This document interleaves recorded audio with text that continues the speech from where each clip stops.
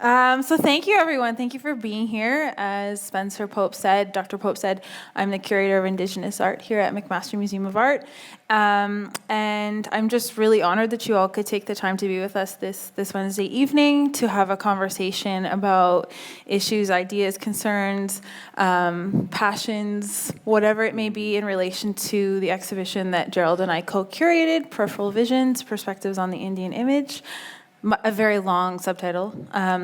But Janet Berlo was kind enough to participate in writing for the catalog, which you see here. So if you like what we have to say this evening, I do encourage you to pick up a copy. The essays are fantastic, and we'll get into that a little bit later tonight. So yes, we also, I'd like to acknowledge who's not with us actually, and that would be Paul Chott-Smith, who works for the Smithsonian's National Museum of the American Indian. He's an associate curator, and he also wrote for the publication, as well as Jeff Thomas, a photo-based artist and researcher who also wrote, and both of them are not with us tonight, so we're just keeping them in mind as we talk this evening. So I think we'll just dive right into it. I tend to be very informal about these things, but when you have two really amazing scholars sitting next to you, you have to be prepared. So I do have some formal questions.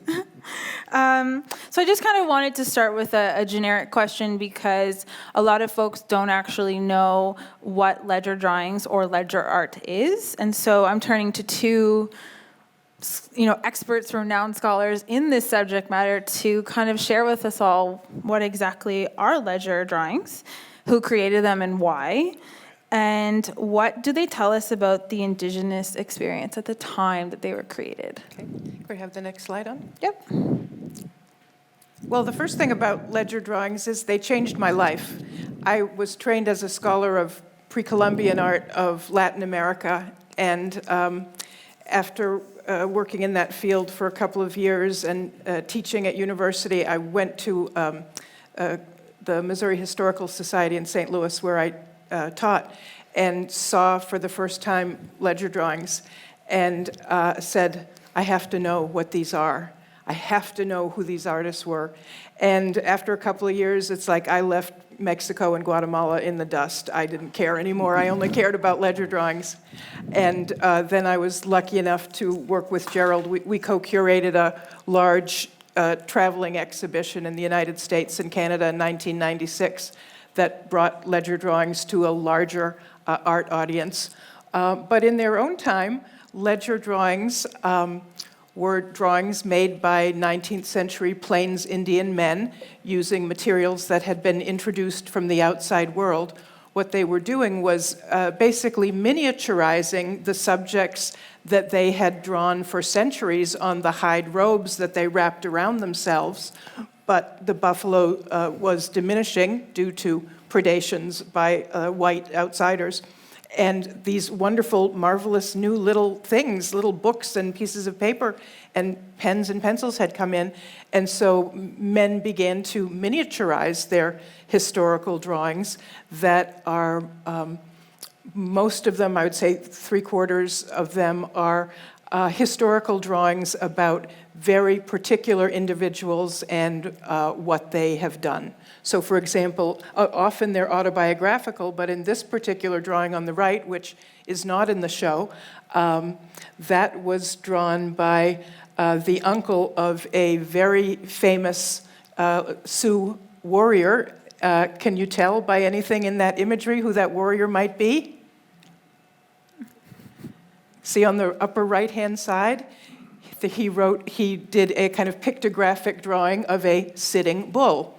And so this was the exploits of Sitting Bull when he was stealing crow horses. That was, as a warrior, that's something that happened quite a lot, to steal horses from your enemies. A lot of the drawings in this show depict Sioux people stealing horses from the Crow. The Crow had fabulous horses and everybody wanted them. So there is Sitting Bull as a young man being memorialized as a great horse thief. And he stole male horses too, only. No female horses. Would you like me to go to the next one? Sure. All right. And one of the reasons that these are called ledger drawings is that many of them were drawn in repurposed little books that men had gotten from, if they were Indian scouts, they got them from the white soldiers they worked with. If they were natives who were shooting and killing whites, they took them off the bodies of the men that they had shot. And they just sort of paid no attention to the writing that was on there. That one, if I recall, has a list of things in the trading post.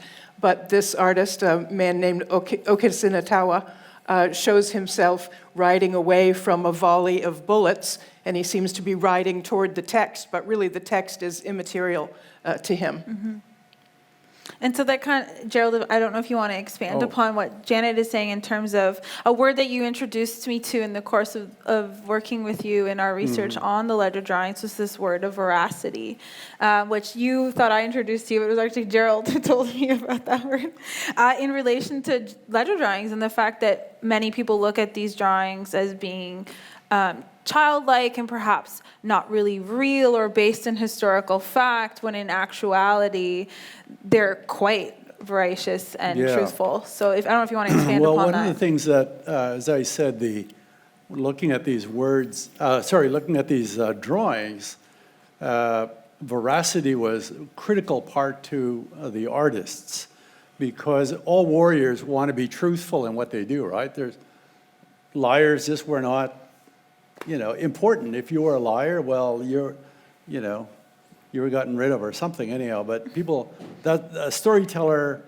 tells tall tales, but that's a little different than a liar, So veracity is critical. Now, in our language, we have a word for that called tapasnege. And tapasnege, I always thought it meant just drawing. But what it means is to make a mark in a truthful way. So that's what tapasnege means. Yeah. So when you look at these early works, and all artists, and I think most people would probably agree, it's like truth is critical. And a lot of these, and probably no matter which indigenous community you go to in the Americas, veracity, truth is critical, right? And because all your witnesses are not just other individuals, but all of creation, all our relations are there to make sure you're telling the truth. So for us, the idea of tapasnege, to make a mark in a truthful way, when you look at these, they're making the drawings, but they are truthful. And so, at least that's from a Cree perspective. I'm Cree from Saskatchewan. But my sense is that all warriors have that particular creed. Yeah. Contemporary warriors too, right? Yeah. It's always about truth, Right. that everything has to be done in a truthful way. So it's a creed that all warriors have. And so when we look at these drawings, they are extremely truthful. So there's none of these are fictitious in any way, because it marks the battle. So an individual could say, that happened, I did that, but then it has to be corroborated by someone else. Someone says, yes, I saw Gerald do that, I was there. So any of these you look at around here, in that small room as well, you start to see that what these are about. And so, as Janet was saying, that these drawings were done in small packets, small sketchbooks, for example. And, I got interested in these around, before I met Janet, of course, a number of years before, but I didn't study them quite the same way you did. I remember what I used to do is just, because my background is an artist as well, and then for years, since I was started as a young curator, I'd write in books all the time, and I was starting to sketch in my books. So I've been keeping these diaries for many, many years. But then when I met you and we did this exhibition, you told me about a lot of these artists would have their little books and their drawing, and then they'd probably put it in a little bag or what we call miwata, a little bag, and we just put it in a bag, and then you'd keep it with you. And then some would die with these little drawings. And maybe you want to tell us some of the stories of some of the warriors who maybe they found these bags on the dead warriors. Right. One of the works that we had in our 1996 show was, I don't remember the artist's name anymore, but it was a little notebook that a soldier had where he was keeping tally of who was the best shot in his little battalion. And he was killed by a native warrior who took this notebook off his body and then started to draw in it. But he only lived for 6 more months before he was killed at the Battle of Little Bighorn. And one of the soldiers there took the book, which by that time, I believe it had been shot through, so some of the paper was shattered, and it went into the collection of a private military man. But then it was given to the Smithsonian and became part of the National Museum of the American Indian, and Gerald said, "Ha, we got it back after all." And one of the other things about veracity is that one of the ways these little drawing books were used is that when men would sit around, older men would sit around the campfire at night and, like older warriors from any culture do, tell their stories of their youth, they had these books that would show what they had done. So the other men of their age grade, they would know whether they were telling the truth or not, because it just wasn't done to say, "I stole 60 horses," if you hadn't stole 60 horses. Somebody would call you out. Right, They'd say you were because they lying. would know. They would know. Yeah. One of the things about trying to recognize some of these drawings, RHÉANNE and I went to that museum called, what's it called? Simcoe? At Dartmouth? No, the one just north of Toronto. Simcoe County I have Museum. photos of that here. And the drawings are just in that room there. And in the red room are all the Simcoe drawings. yeah, the drawings, and it's probably true with almost any of the drawings. You go, well, who do you know did the drawing? How can you tell who did the drawings? I think that's the question I'm trying to ask and answer. But there's a certain formula. I've kind of looked at lots of this stuff as to identifying these drawings, because I believe there's a protagonist, the artist themselves who actually did the drawings, versus his enemy, the antagonist. And the formula what I think it is that the protagonist is always on the left side going to the right, okay? So in all of these, with the exception of, say, the odd one, there you'll see. You mean the opposite. The protagonist, the hero is If on the right on the right going left, Yeah, right? yeah. So that his enemy is coming the opposite way, right? So when you see all like this one here, they're going in that way, and the enemy is coming this way, okay? And so you look at all these drawings, and pretty well it fits to that formula, yes? Because this was my theory anyhow, that now why was that direction? My theory is that the early drawings were done on hides, right? So the artist would do the hide drawings, and then you'd see the action going this way. But when they put the hide on, you see the drawing going in this direction, this kind of circular, clockwise direction, which our people talk about all the time. Everything has to be done in a clockwise way. All our ceremonies are done in a clockwise way. So when you look at somebody wearing that, you see this action going around this. The teepees are like that. They're going around this way. So when you take it off on the ground, that's the direction you see it going in, right? So that's why I'm thinking that the protagonist, and so you always recognize the artist and who he's fighting. So in this instance, it was Ironclad that we saw these drawings in, and many of his opponents were Crow, and you could figure out the Crow with their little hairdo that they used to have this little Pompadour, right? Pompadour that come up like this, And then the artist would draw the pompadour, and I don't know if you can see it here, but Yeah. just by doing these close analysis, by look at these early drawings, the truth in the action, but also the truth in what they see, right? Incredible detail of what they wore, how they wore it, all that. So there's, any art historian or ethnographer is interested in that kind of material culture, look at these and go, how accurate the depiction of these works are. It's quite phenomenal when you see that. It's just that. Yeah.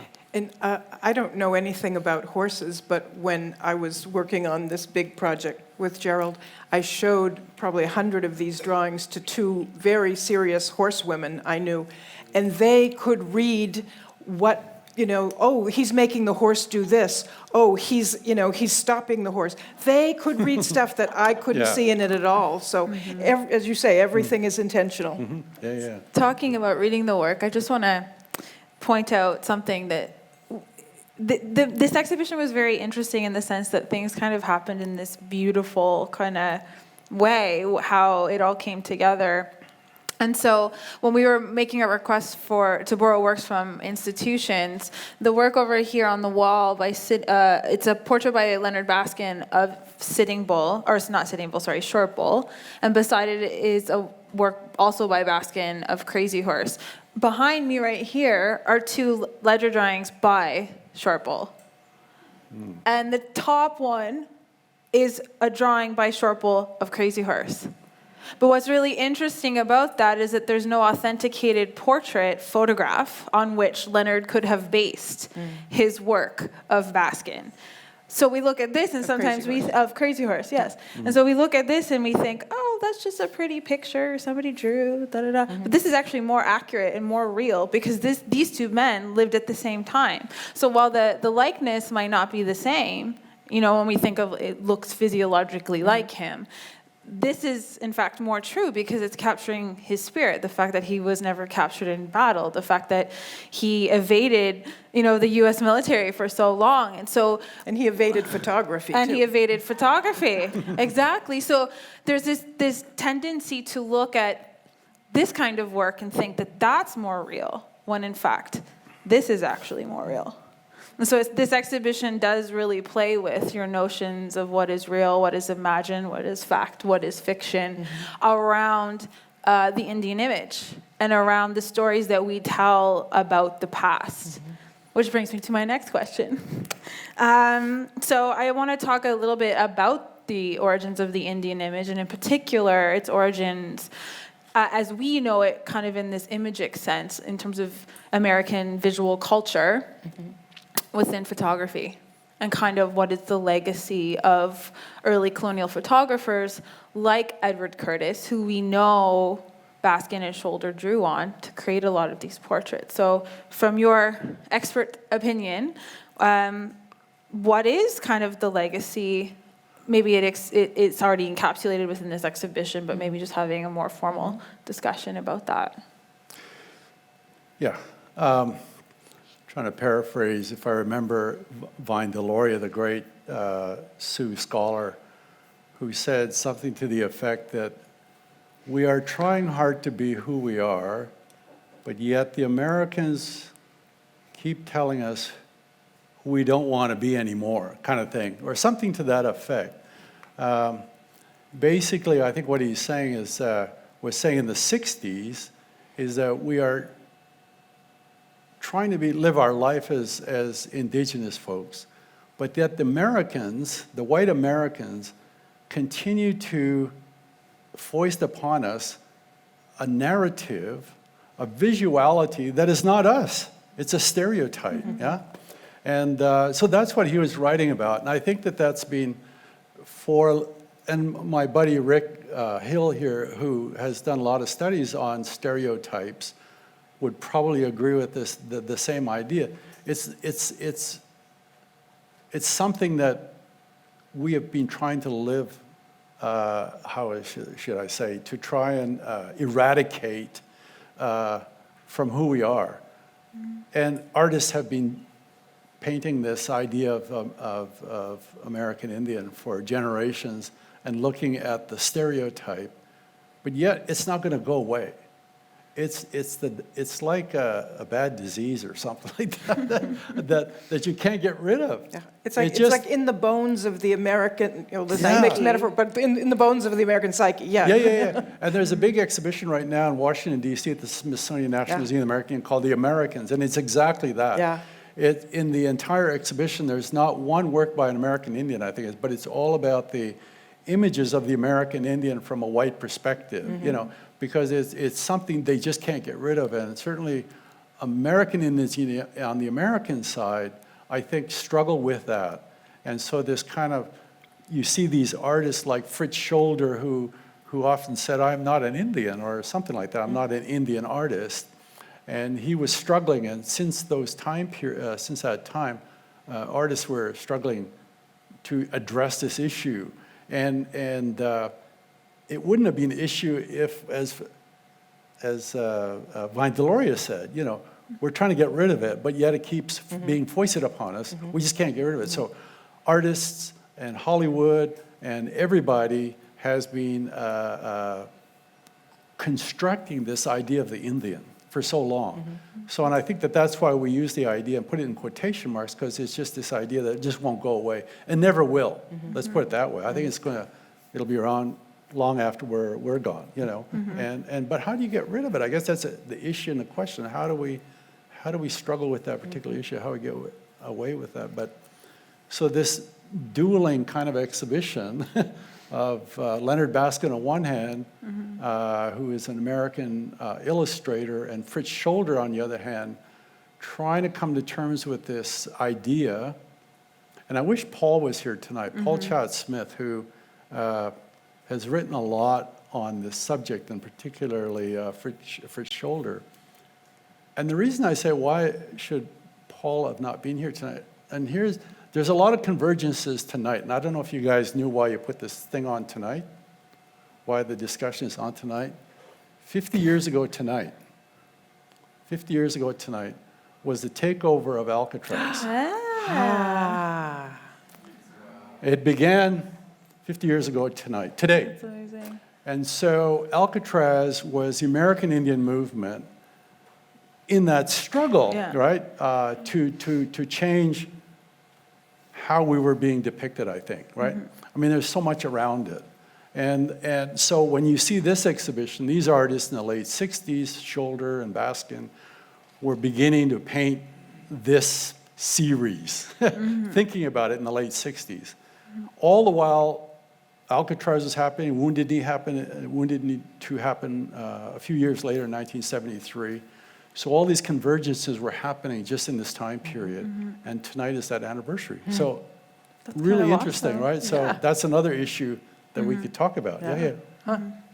No, I think to your point, Gerald, around the Indian image, and yes, we intentionally put it into quotations because the reality is that the term Indian is still used. It's in legislation. It's in the Indian Act. It's still an actively used term, but it's the National Museum of the American Indian. There you go. So when we were talking about, with this exhibition, because we were interrogating the stereotype, we had to be very intentional about how we used Indian. And so in quotations, we're really actually referring to the stereotype. We're not talking so much about living, breathing Indigenous peoples who may or may not still use the term Indian in relation to themselves, but more specifically to the stereotype. And so when Gerald and I were kind of conceptualizing this exhibition early on, we kind of came up with a bit of a shorthand to kind of explain to people what this show is doing, because quite frankly, Peripheral Visions, as I was saying to them earlier tonight, is a thinking exhibition. It's not something you can just step into and look at pretty pictures. You really have to challenge how you perceive the world, how you perceive the Indian, how you perceive history, and hopefully come away questioning that. But when we were developing the shorthand, we're like, Baskin is kind of inadvertently reinforcing this stereotype because of the source material from which he's drawing. Fritz Scholder is interrogating the stereotype because he has an issue with the Indian image. And the ledger drawings are the authentic refutation of that stereotype because they were created at the same time these photographs are being created. Yeah, nice. So it's that counterpoint, and then it all collapses in this exhibition in time and space. So I guess that kind of gets to more to the second half of the question around how has the Indian image or image making of Indians impacted your practice or your movement through, I guess, the art world? How have you as a non-Indigenous scholar engaged with that subject matter, and then you in turn as an Indigenous scholar? Have you found yourself constantly confronting that and feeling like that was a huge part of the work you had to do to then have a conversation about what you wanted to talk about, or Well, I think it led me to want to work with contemporary Aboriginal artists to put that work out there so that people didn't always think, oh, it's all this 19th century stuff, it's all the Indians in the past. And I've collaborated with a Navajo photographer named Will Wilson, who uses 19th century photographic processes to kind of talk back to Edward Curtis, but then he digitizes the images at very high resolution and makes pictures of contemporary Native people that are, bigger than the ones we see here. And so you see Indigenous people, whether one young woman wearing a Sylvester Stallone t-shirt, somebody else in their ceremonial regalia, people presenting themselves however they want, so that the general public, which I think in the United States is far less sensitive to these issues or aware of these issues than Canadian people are, from what I've seen, begin to see, oh, these are Native people, these are Indigenous people, and they look just like me, and they dress just like me, or maybe they still do the kind of dances they did 150 years ago, but they're in this moment with a really, contemporary digital image up on the wall. So I think it led me to really want to work with contemporary artists, and that's been a wonderful part of what I've done off and on over the last few years. And you were photographed by Will with your wife. Yes, I was. Yeah, we both were Will photographed by Wilson, I Will. was. Yeah. Will has created, if you ever get the chance to do any research on Will Wilson's art practice, he's created a massive, massive image bank of Indian country. About 5,000 images now. And Which so is, now it's more than Curtis did. Yeah, exactly. But he's, again, to your point, using that historical technique to, again, talk back to how that early portraiture was made, and the fact that there's always that question around how much agency did the individual sitting for Curtis have in terms of determining their representation within those photographs. Right. And we all know, and maybe you all here don't know this, though I think many of you do, Curtis was notorious for, he's a very interesting figure, but very notorious for adding elements to people's regalia or clothing to make them appear more Indigenous or more authentic. But then also he would edit his photographs as he was developing them in the production process. So there's examples of negatives in comparison to a printed photograph where we can see he's altered them. One of the most famous ones, two very traditionally dressed plainsmen sitting inside a teepee, and between them in the negative is a big clock face.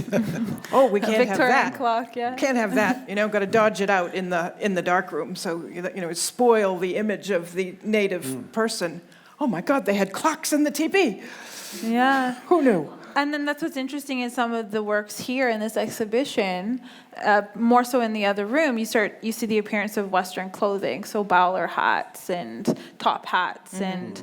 I actually appreciate that Baskin and Scholder didn't edit those elements out, that they actually left those in as showing kind of the adaptation to Western culture. But Gerald, I'd love to hear what you have to say. Well, what I wanted to talk about was the, you look around the room here, and at each work, the orientation of the subject is looking at you right in the eyes, and I think that was obviously an influence from Western artists.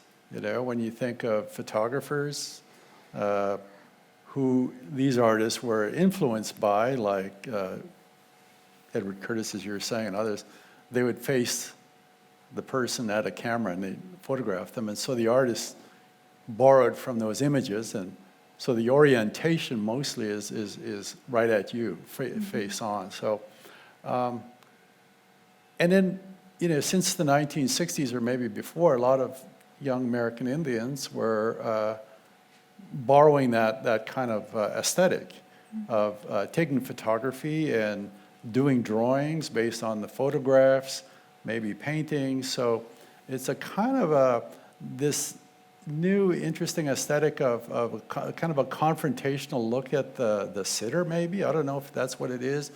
But definitely it's that aesthetic that comes from photography.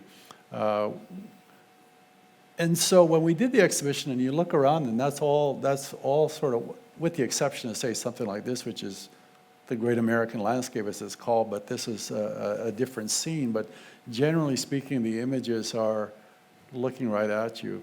Mm-hmm. And I think what was interest for us to add to this is, well, we started talking about the ledger drawings, because you don't see that kind of orientation right at you. Mm-hmm. It's all going by you. Yeah. It's all facing away, right? There's none of this confrontational look at the viewer. Yeah. So the gaze isn't like this. Yeah, very rare to see that. You're seeing something going by, exactly. Mm-hmm. And so, for us, it was thinking about how do we enter into kind of the historical period, because these artists, Baskin and I was going to say Baskin and Robin, Baskin and Scholder are both looking at this period, right? This late 19th century period. And so for you, introducing the ledger drawing, I think, is something new. Mm-hmm. So you've discovered a kind of this new idea, right? That not realizing that many of you probably did not realize these drawings actually existed, And so bringing them into the present provides us with, by the new language, I think what I said earlier, by introducing indigenous language of interpretation into these original works, I think helps us in a contemporary way, start to look at it differently and perhaps give contemporary artists new ways of looking, a new visuality, let's say. Mm-hmm. So that's one thing that interests me, and I think that other indigenous scholars who are using language, for example, so it's a kind of a new trajectory to me, going back to the language and see how did indigenous people see the world? Well, through the language, right? Mm-hmm. You see the world through an indigenous language. So if you can enter into the psyche, perhaps the cultural lens, and part of that cultural lens is using language. And I think if you revisit and do your study about indigenous language, then you start to introduce new ways of seeing. And so you can start addressing some of these new orientations and perhaps look at the older orientations and start to see the patterns and how they exist, and maybe help us through the interpretation and theorize them differently, right? Because they're all quite different. And I think that's what interests me. And that's, I just wanted to read, it's actually, I cited Rick's work. Thank you for sharing some of your early writing with me, because I cited in my essay. But this is a quote from a work by Rick called Radicals and Renegades, I believe, from, I believe, the 80s or early 90s, if I'm not mistaken. Yeah.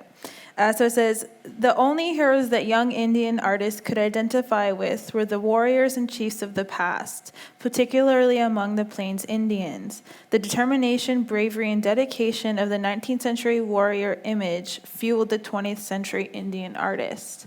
And so I really find that interesting, because Fritz and Leonard Baskin, though creating their portraiture for very different reasons, are driven by a similar sort of interest that was bubbling at that time in understanding the place of the Indian in the modern, the modern context. And I think for Fritz, much like you were saying, Gerald, he was trying to make sense of his own identity while also contesting the stereotype and then understanding all the social changes that were taking place in America. And then Baskin is really looking to the Indian image as a way to make sense of his place in American society and some of his frustrations with society at the time around the civil rights movement. And he was a very idealistic, or not even idealistic, he was really someone who believed in social justice. And so he was really bothered by what had happened to Indigenous peoples in the Americas. And so he felt some sort of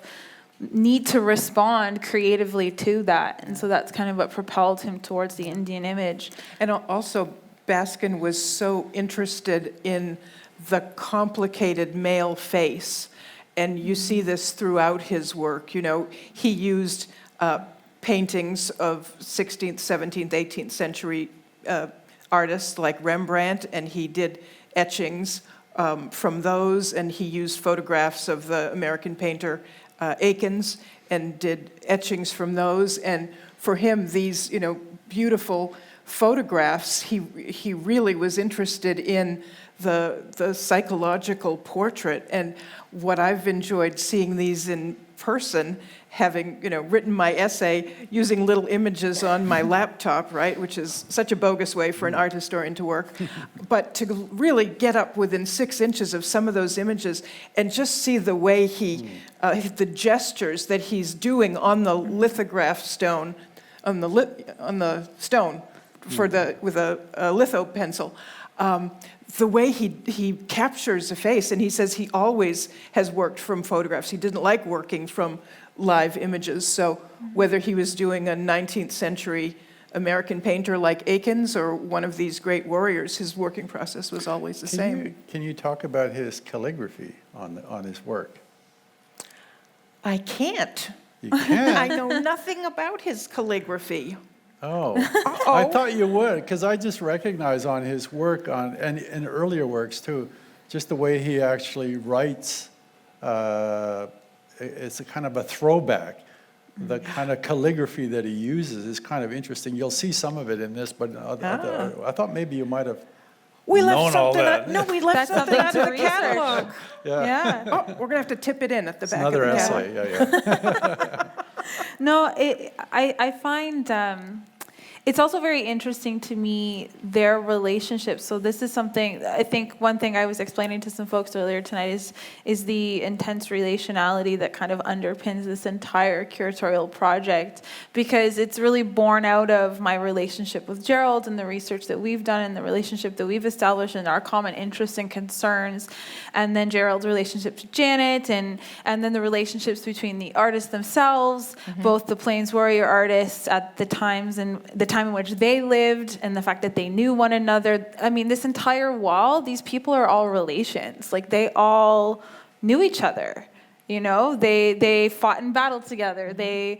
And then similarly, on the opposite side of the room, we have the antagonist, depending on which side of the fence you're on. So You hung them that way intentionally. So this side is the crow side, this side is the Sioux side. Because in essence, this is a work by Fritz Scholder called American Landscape. It's from 1976, and we know based on the imagery that it is the Battle of the Little Bighorn, because the central figure is General Custer, and then it's the scene of massacre. But for those of you who don't know what the Battle of the Little Bighorn was, it was essentially the battle in which Custer was killed, despite the advice of the Crow scouts who told him to not go. Right. And he didn't listen. But he had such a big ego.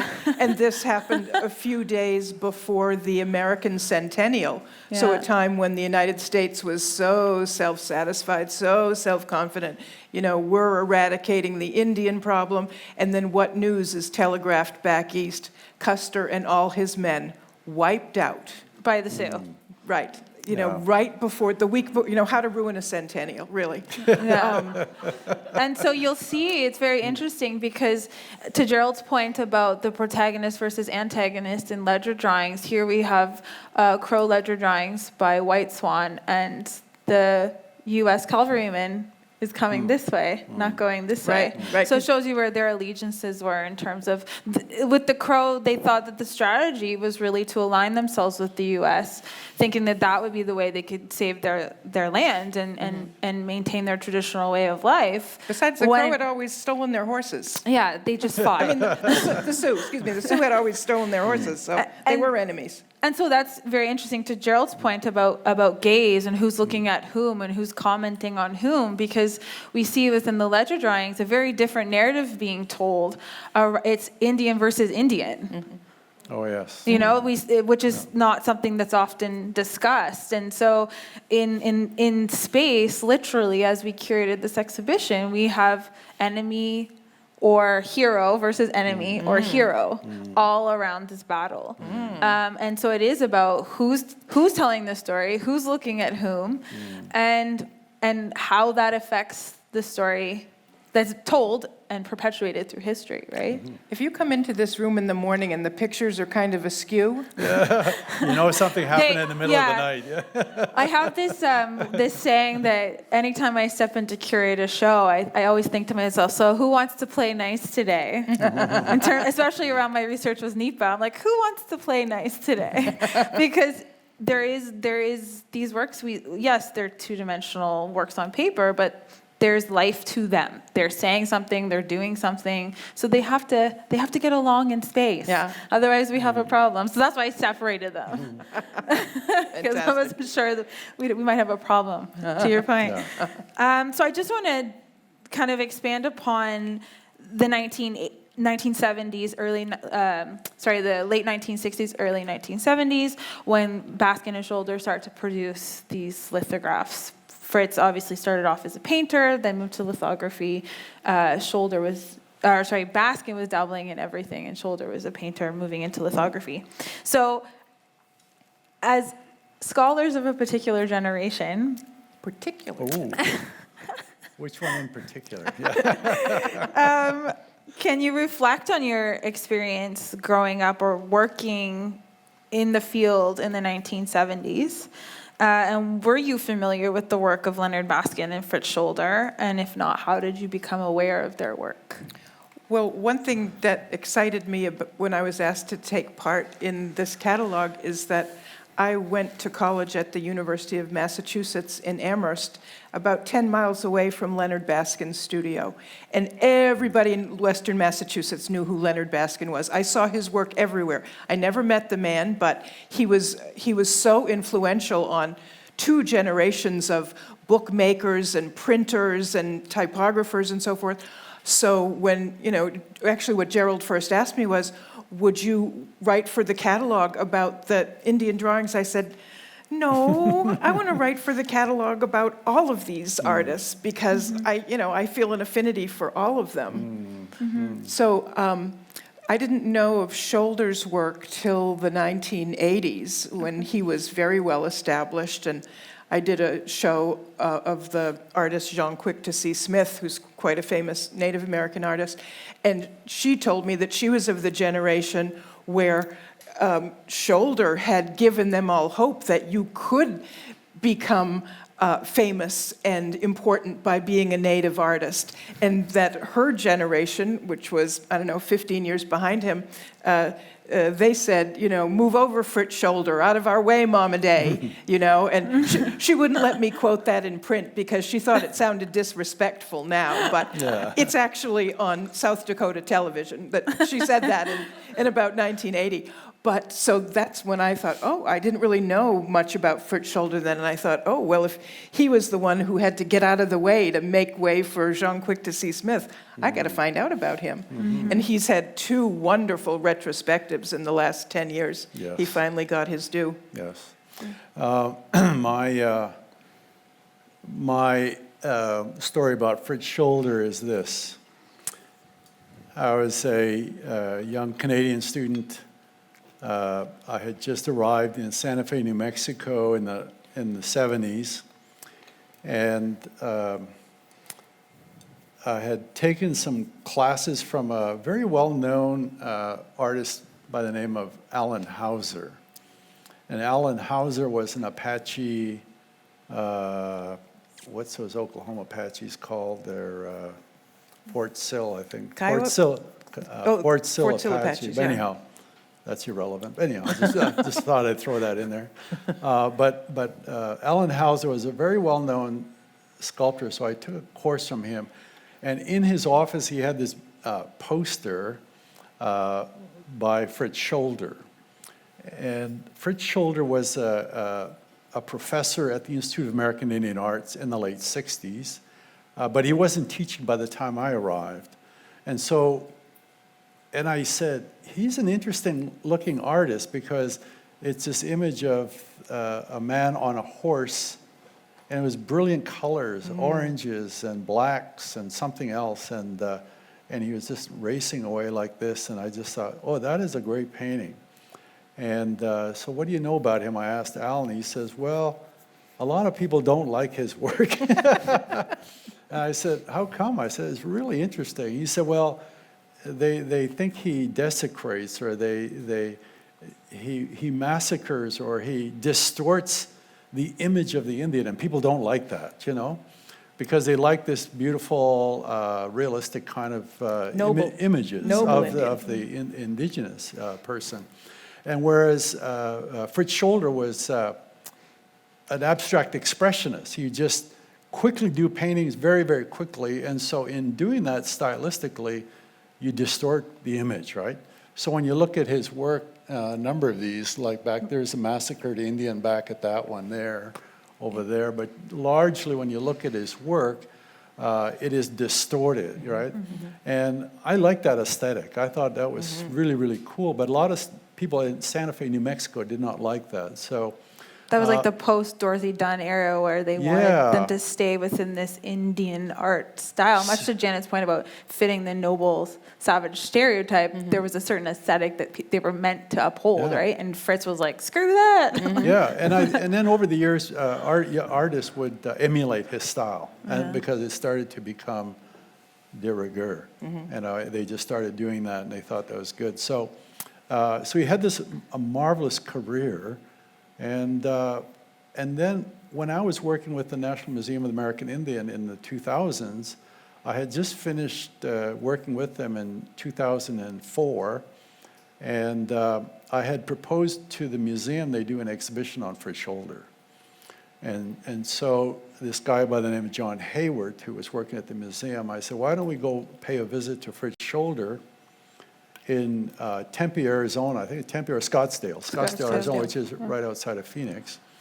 So we flew there, I think it was early 2005, I think it was. So we flew there, and I was thinking, boy, I'm going to meet Fritz Scholder, you know? And we arrived, and we went to his house, and his wife was there, Lisa, and she said, I'm sorry to say, but Fritz is in the hospital right now. We just took him in, and she said, he's complaining about something. So I said, well, we've come to see Mr. Scholder, Fritz, because we would like to propose doing a retrospective of his work, you know, at the National Museum of the American Indian, where he's never had a show like that. So she said, oh, he'd love that, you know. So I will go tell him. We're in town for a few days. We'll go tell him, and then he might be out of the hospital by then. So we kind of waited around, and she said, oh, Fritz really thought it was a great idea. He'd love to participate. He wants to do it. And but we had to leave. So we a few days later, we just left, and I came back to Toronto and Ottawa, and John went back to New York. And a week later, we got the news that Fritz Scholder died. I was very saddened. You know, not only that I never got to meet him, I had heard about him all my young career into my, where I'm now. And then you were at the stage where you were going to do a retrospective for him. Exactly, because this is an artist that I really admired. And even as a painter, I often would look at his work and try to do the same thing, you know.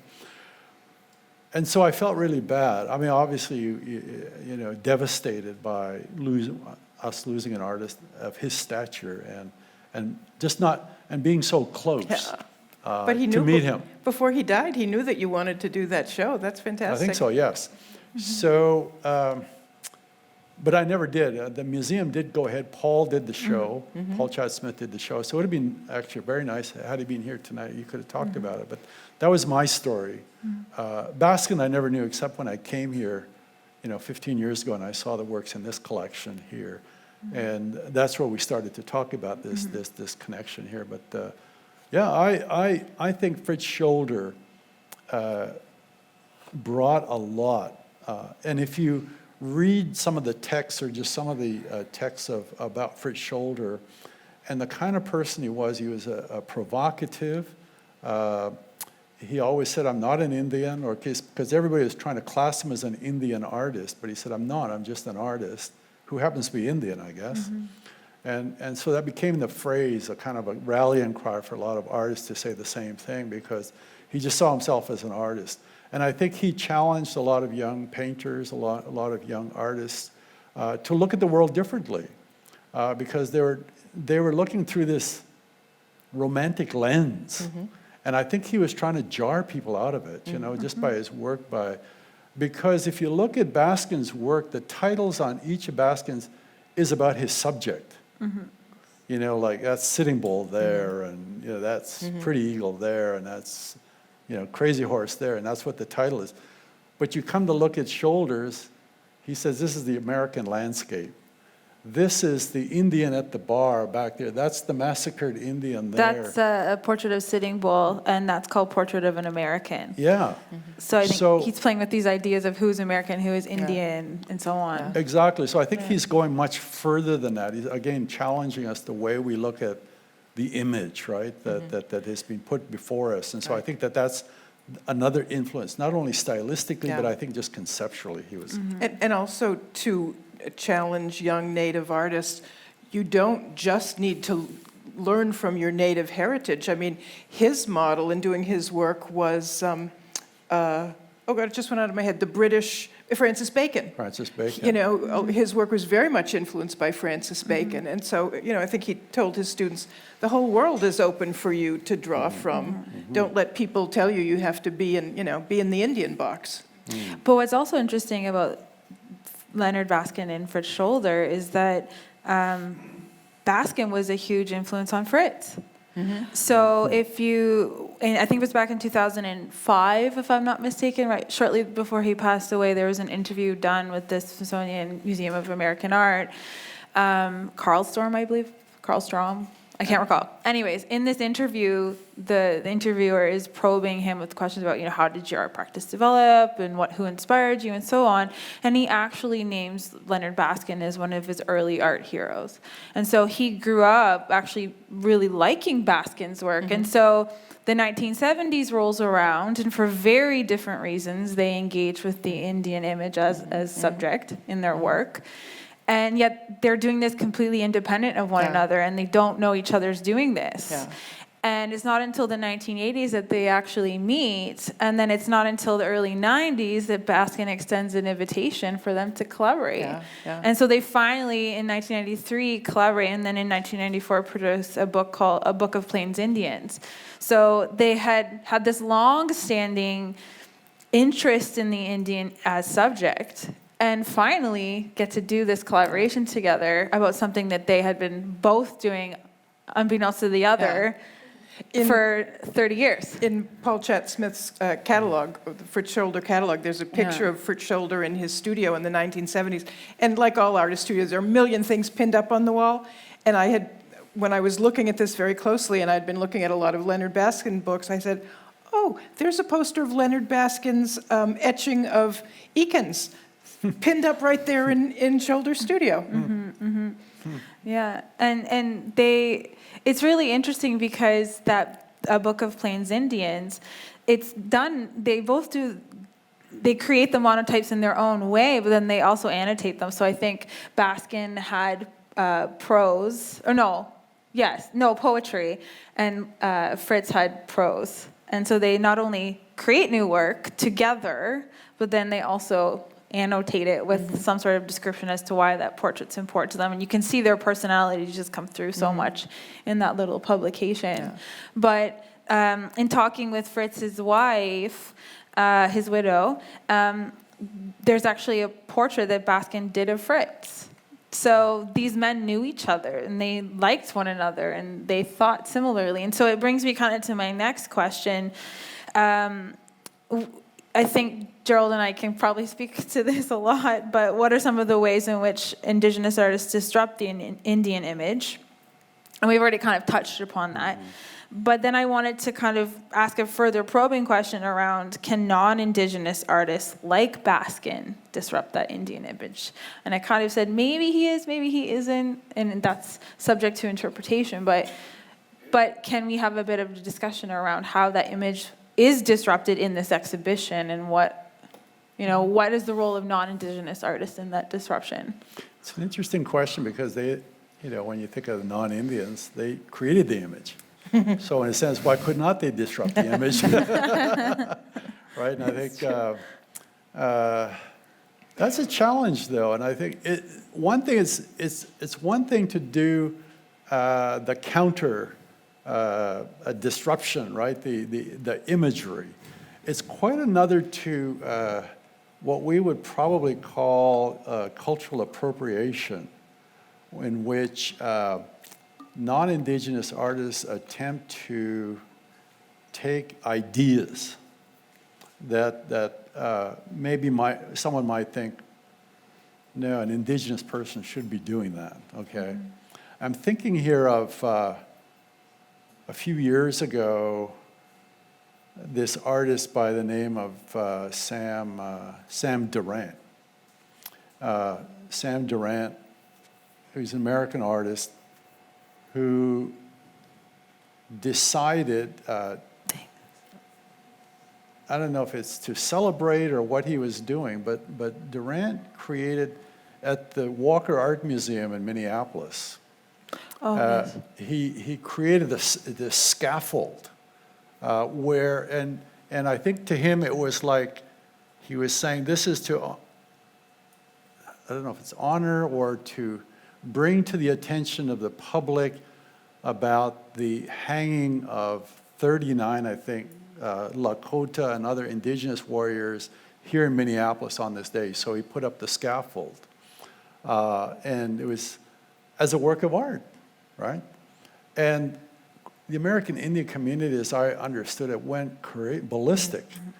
And Minneapolis has one of the largest Native populations in the United States. That's where the American Indian movement Yes. also began, too. Yeah. So it went ballistic, and they said, you didn't come to see us, you didn't talk with us at all, you just put it up. And, of course, he was trying to say, I'm trying to honor. But, again, there's that really fine line where when you ask that question about can non-Indigenous artists become part of that, if they're the solution, if they're part of the problem. But in this case, I think he just didn't know how to do it. And so the American Indian community managed to put quite a bit of protest into it, that the Walker Art Center relented and took the scaffolding down, and I'm not sure whatever happened to it. It was, I think it was either, there was ceremony done around the scaffold, around the work of art, and I think it was actually, if I'm not mistaken, either buried or burned. With the artist's permission, as I remember. Yeah, now. it was ceremonially destroyed. Just to acknowledge that work was talking about community members, ancestors of people who were still alive, and that was, there was no consultation there, right? Yeah. I think for Baskin working in the late 1960s, he was actually hired by, at the time it was called Custer National Park, now it's known as Little Bighorn National Monument Park, I think. So he was actually hired by the National Park Service to illustrate a park guide on the Battle of the Little Bighorn. And in the course of doing that work and that research and creating these illustrations, he says he became instantly, developed this instant hatred and disdain for General Custer, and developed this respect and admiration for the Indigenous leaders who fought for their freedom. And this is at the time, he starts this work in the late 60s, but into the 1970s, as Gerald was saying earlier, it becomes the American Indian movement. And so I think not necessarily we didn't have social media back then for anyone to kind of speak with Baskin, I think, in the same way, to say, okay, why are you doing this? And, you know, we can only look back and maybe make inferences about why he was doing it. But I think he was inspired in some sense by the American Indian movement. Yeah. And, you know, I think he would have described it as an act of solidarity. And now people think differently about that there are other ways you express your solidarity than using our images. So that actually leads me to the question around the essays that you wrote for the catalog. I think you've already touched a bit upon this, Janet, in terms of what kind of got you excited about writing for the catalog. But was there particular themes that drew you to the exhibition and the work included in the show? What kind of ideas or issues, or as Gerald says in his essay, collocations, kind of impassioned you to write what you wrote for the catalog? Because the essays are exceptional, I have to say. So is yours. Yeah, so is yours. Thank you. You know, Jeff Thomas wrote a fabulous essay. He has had a long-standing practice engaging with Curtis's archive and responding to that work with his own portraiture and his own images. Paul wrote a fabulous essay called Who's Afraid of Fritz Scholder? So really getting at that question, as Gerald was saying, that he was really threatening the stability of that Indian image. And you wrote a fabulous essay. So I'd love to hear kind of what was exciting for you in writing for this project. Well, I had been writing about ledger drawings for so many years by now that was not the most exciting part for me. I think actually engaging with Baskin's work and learning much more about it was exciting for me. Because, you know, it had been, as I said, kind of background noise when I was young, and that I hadn't really thought that much about him in recent years. And I've come to really admire his work. I mean, what a draftsman, you know. And his, as I said, his psychological portraits, they just knocked me over. Yeah. Let's see the book. I'm now going to read my essay. Right, I was saying to Gerald before, you know, catalogs take a long time to come together. We worked on these essays. Yeah. Well, I worked on mine the summer before last. So, you know, when this was coming up, I thought, oh my God, you know, I've done so many things since then and thought about so many other things. What did I write about this? What was I thinking? I don't remember. Yeah. It's funny, that's just the vellum of this particular work. Yeah, it's such a beautiful cover. So Look who's on the spine. Right there. See, if you that look was at him very there, intentional. and then he's on the... Right. That was very it's intentional. Wow. I missed that. Yeah. Whoa. He's on the periphery of our history. Yes, Yes, indeed. The story we're trying to tell. Indeed. And I think for me, as we were talking about these two artists, looking back onto the 19th century and being inspired by the late 19th century, and then us introducing the ledger artists from the late 19th century, and that accidental collocution, right, was happening at that point. But the other thing that I was interested in was when we found the works at Simcoe County Museum of Ironclad, we found out that Ironclad, at least these drawings had been collected by this guy from Barrie, Ontario. And a little further investigation, we found out that he worked for the Hudson Bay Company in southern Saskatchewan, and that he probably got the drawings there in southern Saskatchewan. And so thinking about what was going on in southern Saskatchewan reminded me of Sitting Bull and his people coming after the Battle of Little Bighorn, right after this battle, because they were avoiding the American armies, because the centennial year, they were going to be after the Lakotas, and to arrest them. So he came across the border, and Sitting Bull and his community of about 4,000 people, I think, something like that. So they came to this through this part of the country, okay? This is near Cypress Hills in southwestern part of Saskatchewan, one of the most beautiful places in Saskatchewan. If you ever go there, it's so unusual. It's a part of the country that the Ice Age did not touch.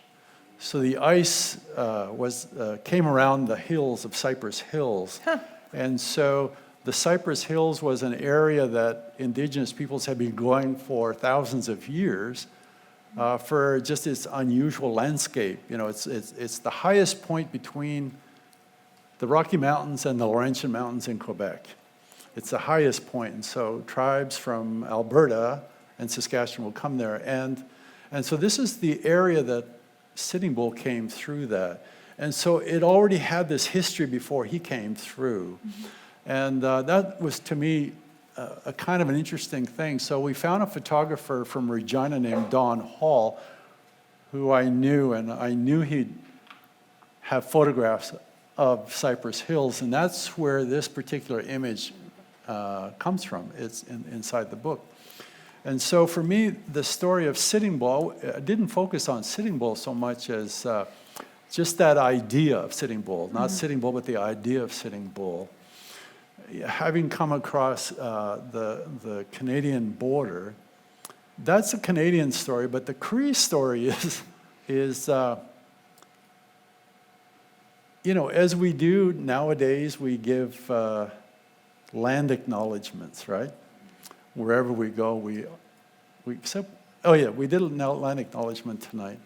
And so the kind of land acknowledgement that the Lakota did when they came across the border is that they gave, for the Crees allowing the Lakota to come into our territory, the Lakotas gave us one of their dances. And we call it Boatsimwan. We call the Lakota Boatak. And so Boatsimwan is called the Sioux dance, which we call the powwow, right? Mm-hmm. So that was the ceremony they gave us. They gave us the right to dance the powwow. Huh. And so we acknowledge that. We acknowledge where the dance came from by calling it the Lakota or the Sioux dance, Boatsimwan, right? And so that was kind of an interesting part of the history that I was looking at and thinking about. What did Sitting Bull mean? How long was he there? And he went back, and then the story of Sitting Bull, until you realize just the character of Sitting Bull himself in that time period, because he was already famous, as we know. Mm-hmm. So famous, in fact, that the Army and the Americans were after him, and he was celebrated in his day by Washington, right? He was also celebrated by Buffalo Bill, and Buffalo Bill took him on his Wild West show, and Buffalo Bill even brought him up to Toronto, if you can believe it, and then Montreal, and there was a photograph of Sitting Bull and Buffalo Bill, very famous photograph by William Notman, which is from a Montreal photographer. And of course, he goes back and is assassinated a number of years later. But to me, it was the spirit of Sitting Bull that resonates, right? He was so famous in his day, but he continues to resonate in a contemporary times. And so when you see the artists like, Fritz Scholder in that particular drawing there, and then right back there, that one you can see Sitting Bull with the hat and the butterfly in his hat. Part of that is resonates. This resonation. Okay, and then just recently, that spirit of Sitting Bull continues to live in the Dakota Access Pipeline. That's because he was from Standing Rock. He was a Standing Rock Sioux. That's where he was assassinated, by the way. And so that the imagery of Sitting Bull continues to live in T-shirts and on flags, and I think we published it in the book, some of the imagery. So that to me, the idea of Sitting Bull continues to live, and that was so powerful to me, and as a kind of the thread that takes us through this, and then the ledger drawing that you showed of Sitting Bull, right? That ledger drawing, right? because he is all around us. And I That's think right, that's how that's right. powerful it is that Yeah. the imagery and how, and I think this issue of the appropriation of that image, but everybody uses it in different ways, because appropriation is both a borrowing and a stealing, so it works on both sides. Yeah, So yeah. American Indians use him as well as non-American Americans use him, so that the idea and ideals of Sitting Bull continue to live. Can I tell my favorite Sitting Bull anecdote? Sure. And Annie Oakley was on the tour, great American cowgirl. She was on the Buffalo Bill Wild West tour, and she and Sitting Bull were great friends. And she writes in her memoir that when they were in New York, Sitting Bull could not believe the barely dressed and starving children on the streets of New York, because in a Lakota world, that would never happen. It's incumbent upon people with goods and money to take care of others. And he said, they call us savages. Who are these savages who live in New York City who don't take care of the starving children on the streets? And Annie Oakley reported that when they got their pay packets, he would take his and he would give money to the starving children on the streets of New York, because it was incumbent upon him as a Lakota chief to do so. That just stabs my heart. Yeah. It's really interesting because the way in which the exhibition was curated, as Gerald was mentioning around Ironcloud, the drawings that we found by Ironcloud were in this very obscure, tiny community museum in Barrie, and we were put onto them by Ernie Brownstone from the RHÉANNE. But when we started looking at them, we realized that this was actually a known historical figure that had traveled with Sitting Bull to Canada when they sought refuge in Canada post Battle of the Little Bighorn. And so he must have gifted or left these drawings with this man who then subsequently brought them to Ontario. So it was really important, more so for Gerald than myself, was to actually tell his story, or to help bring shed light on who Ironcloud was, to bring him back into the fold, really. I mean, no one knew that these drawings really existed, and they still need to be researched further, but we've at least brought them into the light in some sense. And so when we were curating the show, there was a very intentional choice to have this sort of axis here in the exhibition, where we have the portrait of Sitting Bull, who is the essentially protagonist, antagonist to the Battle of the Little Bighorn, and then wedged in the middle is Ironcloud, who essentially his life story is bound up in that figure, that idea of who Sitting Bull is, and this particular moment in time. And it's how we kind of put together the show in some sense when we came across those Ironcloud ledger drawings that became kind of one of the anchors of the whole project. And so Gerald did a lot of the primary research on them.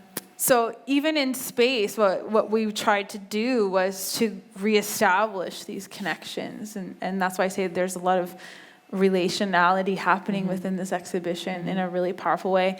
Can I just borrow the catalog? Yes, of course. Thank you. And it's interesting because you could look at this and say, well, this is an all-American show. What is this doing here in Canada? And yet Ironcloud, probably drew those in one of the two reasons in what the Lakota called grandmother's land, because they heard that things were much better for Native people in grandmother's land, meaning Queen Victoria's land. Compared to the U.S. Army and the guys in Washington, that there was a better deal to be had in Canada. Yeah, I mean, this is principally, it is an American story, and yet it can be in Canada specifically because McMaster Museum of Art has 27 Indian portraits by Leonard Baskin, which form the basis of the works presented by him in this exhibition. But then, so that's one reason why it ended up here, and because Gerald had an interest in them for a long time, and I said, okay, let's do something. But then also finding the ledger drawings. So that took a very American story and brought it here and made it relevant to this context in this space. And the fact that the museum is named after you, I'm sure, also helps. That's why I went like this at the beginning, when he was introducing me. But to get more to, I guess, my interest in the project, and much to what Gerald was talking about, when we think about everything comes back to land. And so that's what this cover is really speaking to, is this idea of, at the end of the day, it's the reason why the Lakota were fighting, it's the reason why the Sioux were fighting, it's the reason why the Battle of the Little Bighorn happened, it's part of the reason why this man even got commemorated and got a national park named after him. And so what the cover is really speaking to is narrative grafted on narrative, right? This idea that America is the story of America is really based on the genocide of Indigenous peoples and our erasure from the land. And so this cover is really getting at that. This is the true, and this is the not real. And what we were interested, Gerald and I in particular, was around telling this story of the past from an Indigenous point of view. And so this is why Custer is on the spine of our book, because he's not really the focus of what we're trying to do.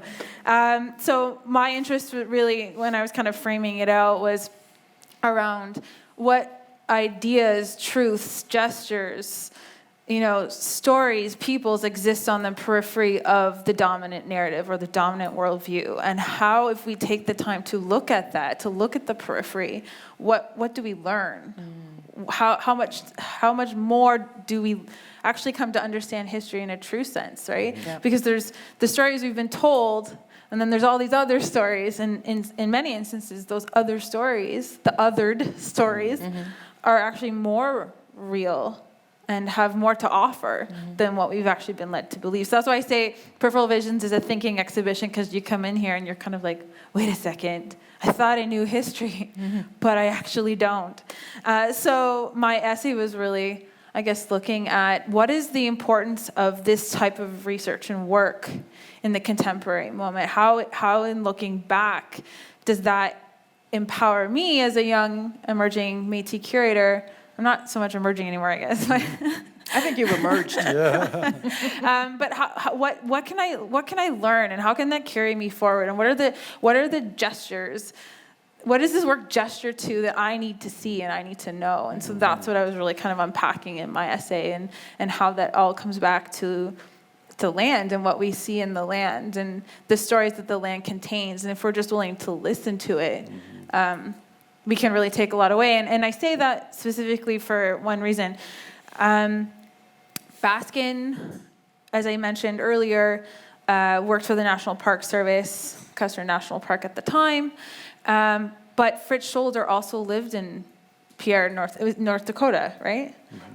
While he was a child. So he was trained by Oscar Howe in high school. So he grew up in Lakota territory.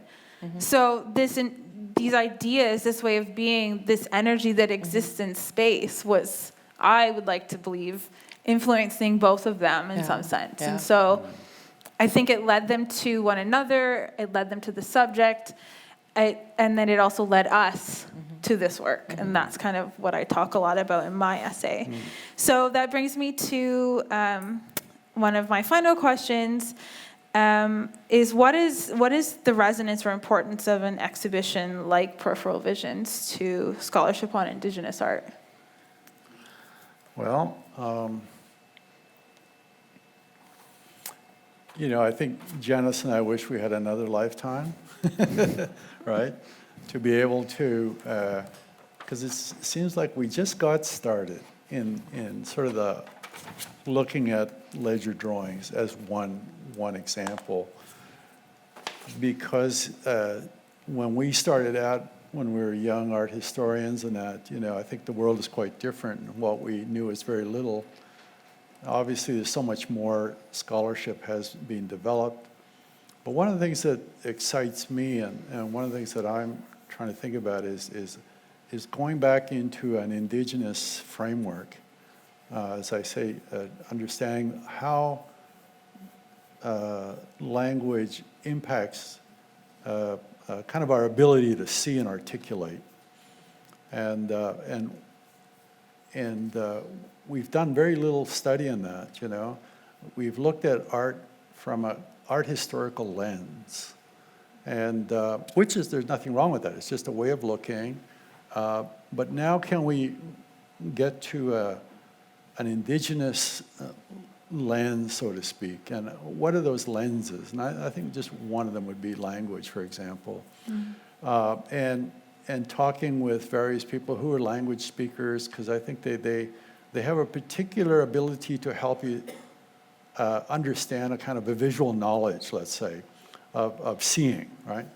And I think that to me is a critical point in the way I'm starting to think about the art, and now maybe try to impress upon younger people to think in a particular way of an analysis, let's say, and to looking at this work.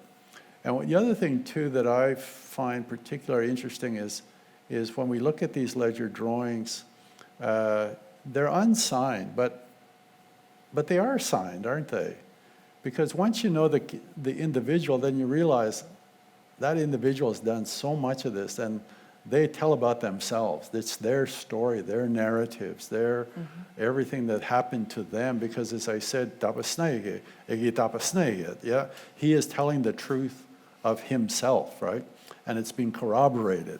And so, by looking and finding the work of Iron Cloud and trying to tell a little story about him, there's a greater story there. I think we just began it, but these are the kind of things I think that if we had another lifetime, but maybe we can impress on younger people, to the next generation, to think about how can we extend the analysis and understand this work in a very, very and radically different way. What I would say a radically different way. I don't think it's that radical, but again, it's just shifting that lens and that focus back on the work in a different way.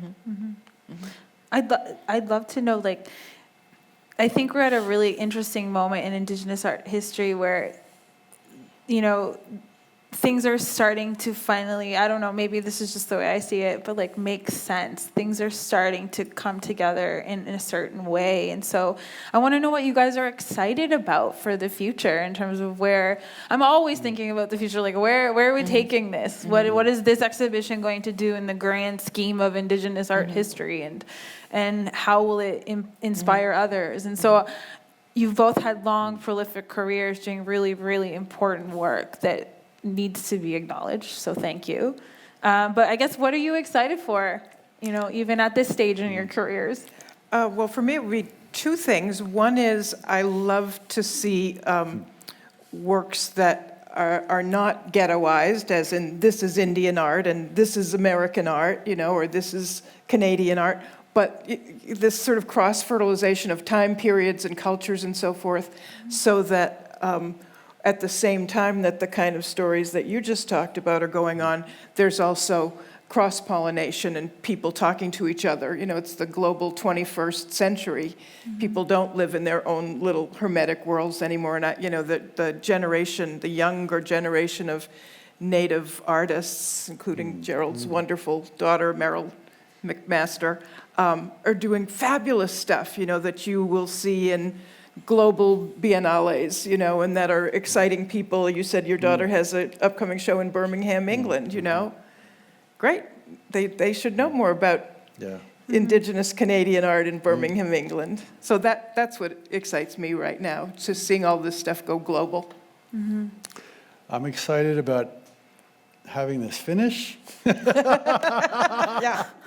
I have spoken.